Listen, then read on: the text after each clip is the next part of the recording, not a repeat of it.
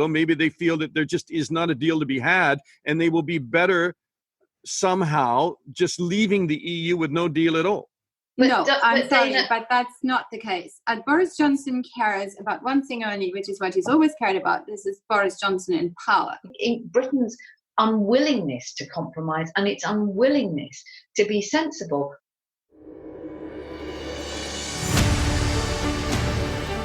Hi, everyone, and welcome to Backstory.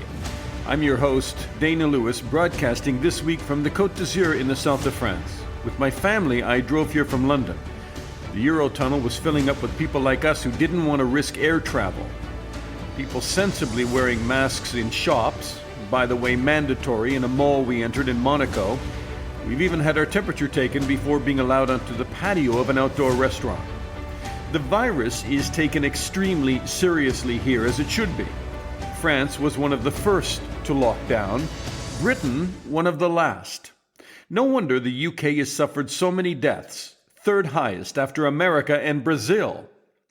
On Backstory, just as the UK tries to reopen, it may be slammed with a second wave, and its economy will get hit with a double whammy, a pandemic and an ill-timed exit from Europe, which polls now say most Brits don't want. We can get a fantastic new free trade agreement with the EU by the end of 2020, and we will not extend the transition period beyond the end of 2020. There's absolutely no need to do that. The UK left the European Union on the 31st of January 2020 and is now in an 11-month transition period. During this period, the UK effectively remains in the EU's customs union and single market and continues to obey EU rules. However, it is no longer part of political institutions. So, for example, there are no longer any British MEPs, that's members of European Parliament, but we have one with us on Backstory, a former European Member of Parliament from London, and our other important guest, one of our regular political commentators, and there's lots to talk about.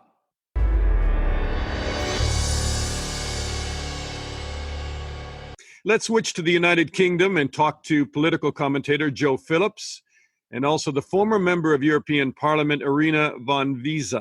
Welcome, both of you. Hi, Dana. Hi. We start with COVID-19 because the country has lost more than 50,000 people to the virus. The actual figure may be 70,000. And as I'm speaking to you from the south of France, where I've escaped with my family for a brief vacation, we drove, no planes, no trains, no crowded beaches right now. The deaths here are about 30,000, more than half of what the UK has. Why is it so bad there? Well, we were very, very slow off the mark, weren't we? And I think, the UK government has been stumbling around. They missed the early warning signs. They went into some sort of denial. They weren't ready to cope with it. The track and trace has been a total shambles. And the messaging since lockdown has been absolutely chaotic. And we still now discover today that figures have been released showing COVID-19 deaths, even if somebody got hit by a bus and died as a result of a road traffic accident. So there's a whole lot of skepticism and distrust. And of course, the other thing that's happened... Well, I'm going to want to jump in there really quickly because that may be a bit of a smokescreen by Matt Hancock, the Health Secretary of Britain, who up until now has lied about testing, lied about medical protective gear, and suddenly, a lot of people not following the UK news won't understand that he suddenly said today that they have put out statistics in the past where people had COVID-19 and then later on died, but probably didn't die from COVID-19, but from some other cause of death, and that has somehow torqued the statistics. And he's trying to suggest that, it could be very dramatic. Now, I tend to think it probably is not very dramatic. No, I don't think it is. And anyway, if the people who died still had COVID-19, it is still an infection. And it's not just the deaths that we need to be looking at. It's the infection and the rate of infection. Irina, do you want to take a run at that before we move on the numbers? Well, I think we have to look at the bigger picture here and why it is that certain countries have fared so much better than others. And we also have to look at what does it say about the style of government why is it that authoritarian governments have done, particularly right-wing authoritarian governments across the globe, have done phenomenally badly in this pandemic, from Brazil to the United States to, sadly, the United Kingdom? And I think it does have to do with trust, and I think it also has to do with the degree to which now we're used to having disinformation and simply distorted facts presented to us. Are you calling the United Kingdom and the United States authoritarian governments? I am indeed, and I do that very deliberately because I believe that we are at a state now where the disinformation has taken on such a proportion that there is simply no more trust in the government. The numbers that we have been presented, as Jo very rightly said, are all over the place. People do not trust these governments anymore. And let me be very specific. What I mean about authoritarian is not, of course, a regime that is void of any democratic control. There has been an attempt to hold the government to account. But I believe that having, the kind of majorities that we see in the House of Commons, the majority of the Conservative Party of 80, has really given Boris Johnson the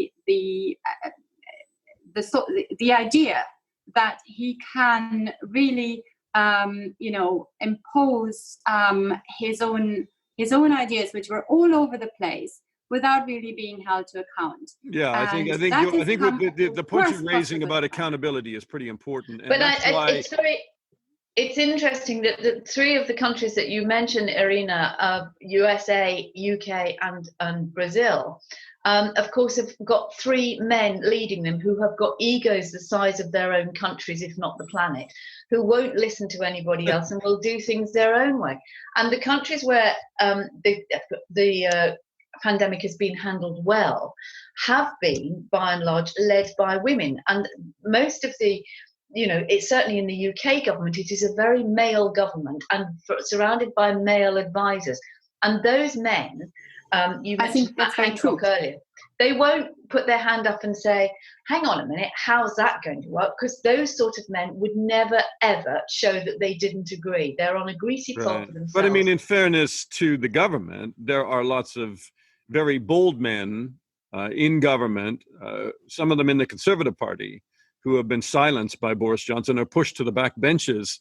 And they have stood up and really sounded alarm bells. There is going to be a public inquiry of some kind that has been called for by the opposition parties. And now the Prime Minister has acknowledged that there will be an inquiry of some kind, which will be interesting how they set the framework for that. And they'll obviously try to set it in favorable terms for number 10 Downing Street and Boris Johnson. But, the UK was hit worst of all in Europe. And now you have this government report which says there could be 120,000 more deaths this winter. Now, if that is true, that is a shockingly high second wave. And we still don't have the track and trace system up and running. We've still got people who are waiting for normal medical procedures, whether it's operations or cancer treatment or other forms of treatment, screening and testing. So you're building up this huge backlog of health problems. And we still don't know, and this is not just a UK thing, this is worldwide, we still don't know the long-term effects of coronavirus on people's hearts and respiratory systems and their brains. So we don't know what we're storing up in terms of trouble. And that may explain the problem at number 10 Downing Street, because Boris Johnson had it. I'm sorry, that's a nasty joke. But I mean, clearly there is a lack of leadership, both in the United States. If he hadn't had it, we'd have been even worse. We'd have been like Brazil, because I don't think he even believed it existed until he was so seriously ill. But this is a government that will be, we think the NHS is wonderful, let's all go out and clap for carers, and then slaps car parking charges on the poor people going to work in hospitals. All right, for people not from the UK, the NHS is a national healthcare system, and they have been sending out parking tickets to healthcare workers that are obviously parking nearby hospitals so they can get to work and save people's lives. Irina, are you going to put your kids back in school this fall? I mean, I'm not sure I'm going to. I've got a 12-year-old and a 16-year-old. Your daughter's how old?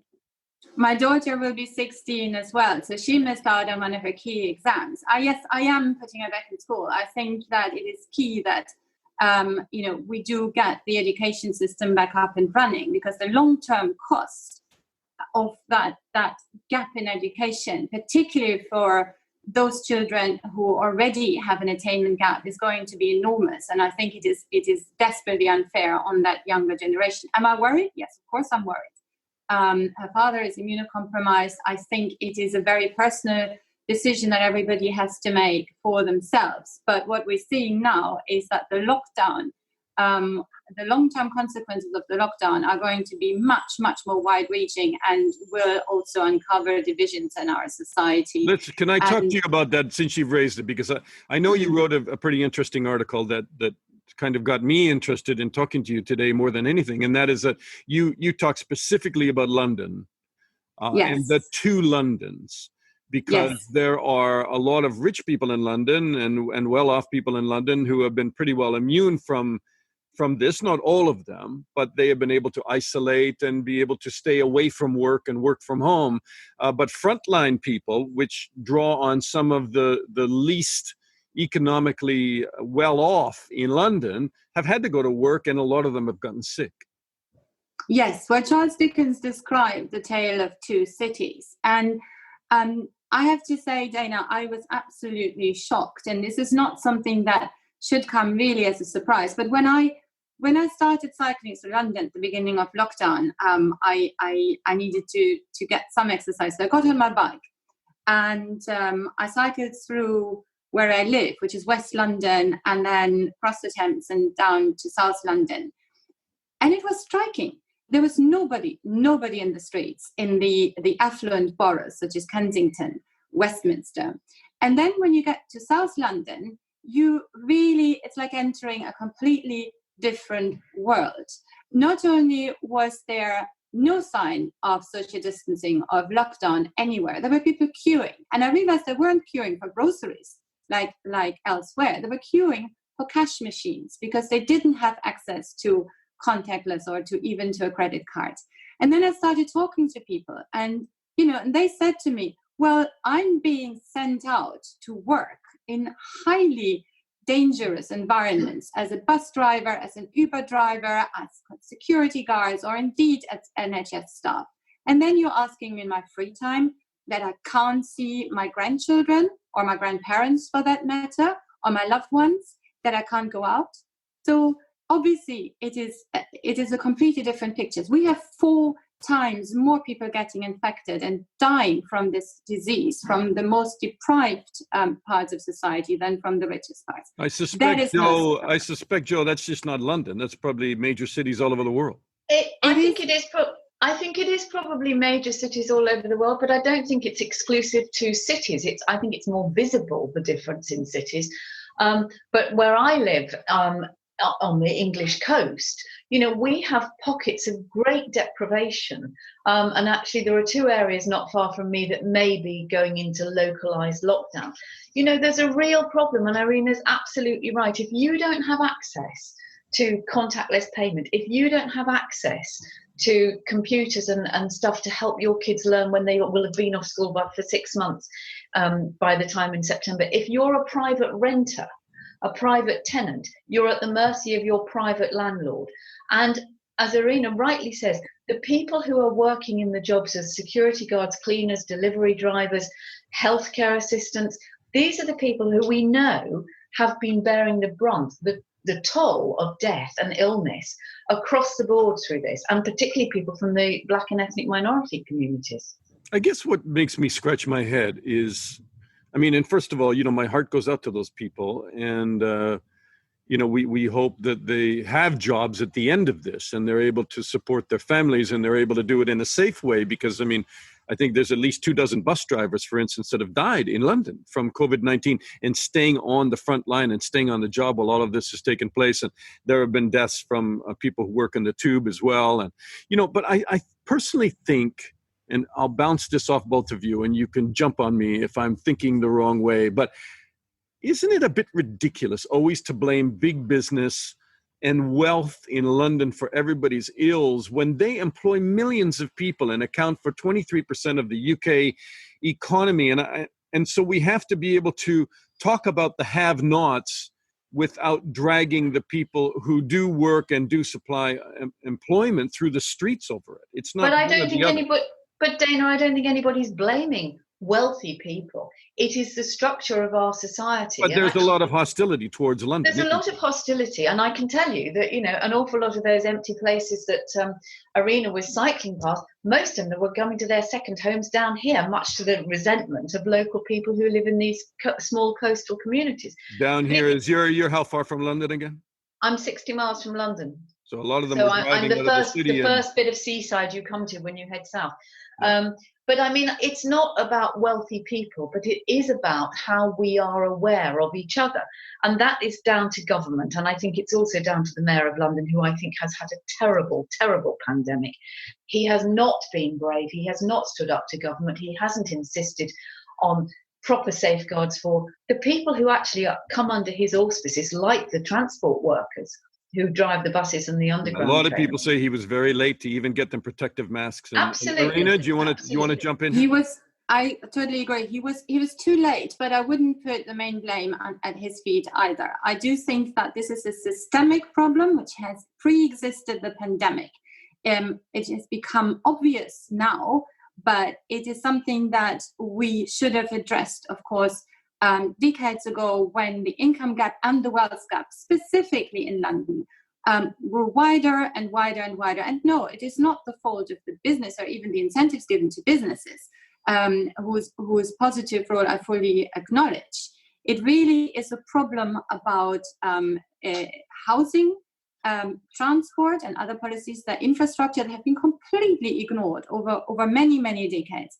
And really a powder case, which is now about to blow up. But it's also, I think, about this. Why do you say it's a powder keg about to blow up?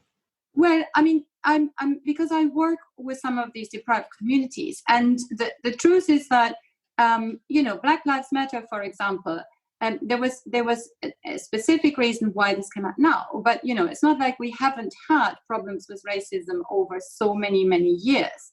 And so many people, not just BMAE people, feel completely disenfranchised. They don't trust the government. What will be the explosion? What will be the, as you say, it's going to blow up? What is going to blow up? Well, I think we now see that so many more people from these deprived communities are dying. And we start asking ourselves, why are they dying? They're not just dying of COVID. They're dying of other diseases. They're dying, frankly, of poverty. And they're also dying probably from lack of access to basic infrastructure, healthcare, etc. And all of this has now come to a point where I think, as a society, we've really reached a catastrophic level. And this is just the beginning of it. I'm sorry, I don't want to sound like one of these doomsday. No, I mean, it's interesting that that's your take on it. Jo, is that your take on it? I mean, that yes, people are suffering. Yes, we're in a catastrophe. There is no doubt. Do you feel that there's a ticking time bomb on the street? Because a lot of people relate that to America, but not to the UK.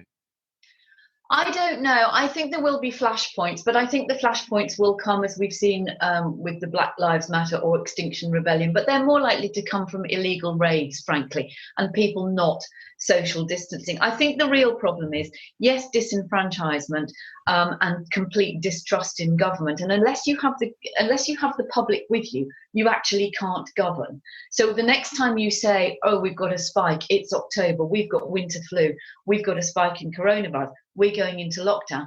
Why would anybody listen to you? Yeah, I think they're going to have as a resident of London myself, I think they're going to have a hell of a time trying to get people to go back inside and another lockdown, especially after this moron, Dominic Cummings, the right-hand man of the Prime Minister, went out for a joyride to test his eyes. I mean, come on, with his family. And I think that miles. I think for everybody that was a kind of cold water on everybody, and they just said, okay, this is not a serious lockdown. If he can do it, we can do it. Look, in the middle of all of this, you have Brexit looming, which nobody's talking about much. I mean, it's beginning now to get back into the front page because the deadline is coming very quickly.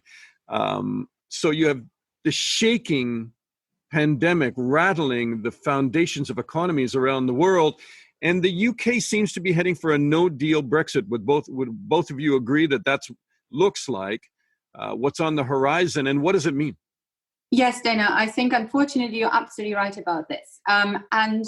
We have been talking about this quite a lot with, my European friends. I'm a dual citizen, so I also work with EU citizens who still live in the UK and are very worried about their future. What we're going to see is, at very best, towards the end of the year, some form of skeleton agreement, more likely some a completely fractured, little agreement on some lesser important areas of cooperation. But there is no chance that we can still get a comprehensive deal. It would have to be agreed by October in order to be ratified by December.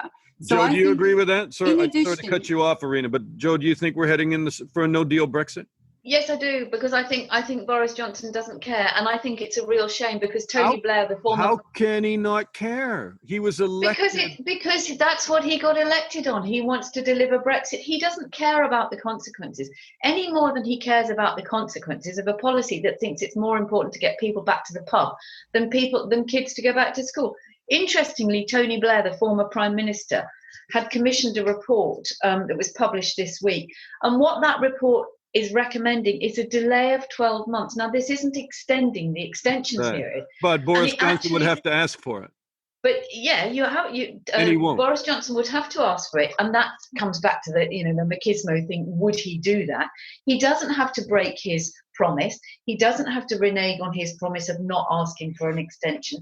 This would give a year to unravel and to sort of nail down some of the things. Yeah, but he's not going to do it. And do you really think he's not going to do it? Let's cut him a little bit of slack here. I mean, maybe it's not ego. Maybe they feel that there just is not a deal to be had, and they will be better somehow just leaving the EU with no deal at all. I'm sorry, but that's not the case. Boris Johnson cares about one thing only, which is what he's always cared about. This is Boris Johnson in power. Exactly. He could have had a deal. I don't think he ever wanted a deal. Now, of course, he has found the perfect excuse because he's going to blame the economic fallout from a no-deal Brexit, on the pandemic. This is exactly what he's going to do come next year. This has nothing to do with Brexit. This is all because of the pandemic. And it'll be very, very hard, of course, to fight that argument. So I'm afraid that's pretty short term, though, isn't it? I mean, that's a short horizon. I mean, if you deliver Brexit by crashing out, I mean, the next chapter is a very dark one economically, isn't it? Yeah, but it's going to be dark anyway because of coronavirus. And what he will do, I still think he will stand down when the going gets tough and the questions begin to have to be answered properly. I still think he will say, I'm not properly recovered. I must stand down for my health and leave someone else. Jo Phillips, you were the first and only person to say this to me. And you told me that before. You actually think he may simply walk out of number 10 Downing around Christmas time? I think he's a prime minister for the good times. He doesn't actually pay attention to detail. We know that from his time as mayor of London, and he's admitted himself he hasn't even read the report into the second wave of coronavirus. He's not looking at these Brexit negotiations. He just wants to say, I delivered Brexit, aren't I great? Yeah, everybody else can clean up the mess after that. Exactly. The pollsters say if there was another referendum today, a fair one, not forced by the Leave campaign and without Russian interference, and no doubt there was, Britain would vote to stay in the EU. I mean, that seems tragic at this point. Incidentally, Dana, that was already true in December before the December 12th elections. And the truth is that 53%, almost 54% of the British population voted for parties in December last year that wanted a second referendum. So the likelihood is that their vote, if they want one, they would have voted to remain. That is the real tragedy of Brexit. And we know that even more people today are starting to see what a catastrophic outcome this will be for Britain in the longer run. But of course, it is too late. And it is also almost too late for a comprehensive deal. So I'm afraid I have to agree with you that the outlook is extremely bleak. We're looking at a double whammy to the British economy. And the sad thing, the really tragic thing, is that the Johnson government has managed to mess it both up. He has not prevented the deaths, and he has not prevented the tragic outcome of a lockdown. So we've got the economic consequences of the lockdown, and we've got the health consequences of the lack of lockdown at the beginning. And Why that, should to me, anyone, is true why should tragedy. anyone other than the UK care about whether the UK leaves the European Union? I mean, if you're an American, if you're living in Europe, have people kind of already come to terms with it, and they say, okay, Britain needs to do their own. But I think we are in this global crisis, which is not just COVID-19, it's the climate emergency. We see an increasingly isolationist America under Trump, and we see China and Russia becoming much, much more assertive. So the world has turned on its head, if you like, and that's been accelerated by coronavirus for sure. But it's also, if you start having people leaving the club, I think it did shake the EU and our EU partners at the beginning of the referendum result. But I think Britain's unwillingness to compromise and its unwillingness to be sensible, where you could actually say to people, look, there are events beyond our control. We're going to have a year where we hammer out these details, but I'm not going back on my deal. That would actually give breathing space. I mean, there are parallels between the Trump victory and the Brexit victory. And a lot of people think that Trump is headed for a major defeat in November based on current polling and the change of demographics in America. And I tend to agree with that. I don't think, unless something amazing happens, I think Joe Biden's going to win it. And a lot of people think that Boris Johnson's future is wrapped up, and maybe Brexit is wrapped up in this as well, that people that were against immigration are now more pro-immigration, for instance. Dana, I wish you were right, but unfortunately, unlike our friends in the US, we do not have a chance, unless something very drastic happens, to vote again. We had the chance, and the chance was lost. And I think we have to come to terms now that at least some form of Brexit is going to be implemented. And indeed, we cannot go back, even if we wanted to, because of course that would take two to tango. But back to your question, why should others care? I talk a lot to my former colleagues at the European Parliament and to my friends across the continent. Yeah, what are they? And people do care. They do care greatly about Britain, because we are at a crossroads where multilateralism as such is threatened, and where the European Union is the last remaining democratic bloc of nations that can stand up to the bullies in China and in Russia and elsewhere. So, I do think that it matters. And even if we do see change, the UK is standing with China right now, whether they leave. We can't rely on the US trade deal. We simply can't. So the close cooperation with Europe, with our friends in the European Union, will remain absolutely crucial for both sides, in my view. Joe? No, I agree. The UK is already standing up to China now anyway. So whether they're in the EU or out of the EU, it looks like their foreign policy will be to take China on. Standing up to China, I don't think so. And we see the report this week about, Russia trying to steal the vaccine details and all the rest of it. But standing up on your own isn't the same as standing up with other people. Yes. It's just ridiculous. China is just laughing. Yeah. I mean, they already have, and the worthy thing of which I've worked on quite intensely in a previous incarnation where I was working in the ICT industry. I mean, it's too late. Their infrastructure is already in the ground. It is now extremely difficult to really rip that all up. And let's not forget, we still have massive Chinese investment in UK ports, in Hinkley C, the nuclear power plant, but also in infrastructure, utilities such as Thames Water, which is part owned by Chinese companies. Nobody knows this. But there is no way we can stand up to China as England. The Chinese are laughing. We are now on our own, completely insignificant on a world stage without the EU. And when I was working at the European Parliament, we nominated a Uyghur professor for the Sakharov Prize. And the Chinese were trying to shut this down, but they couldn't, because these were 28 countries working together. But, Britain on its own is already much too dependent in economic terms on China to really put our foot down or take a stance. All right, to both. And I of think, go ahead, Joe. well, just to say, I think it's not, Britain is becoming even more microscopic and insignificant because the way we're going, England is separate from Scotland and Wales and Northern Ireland.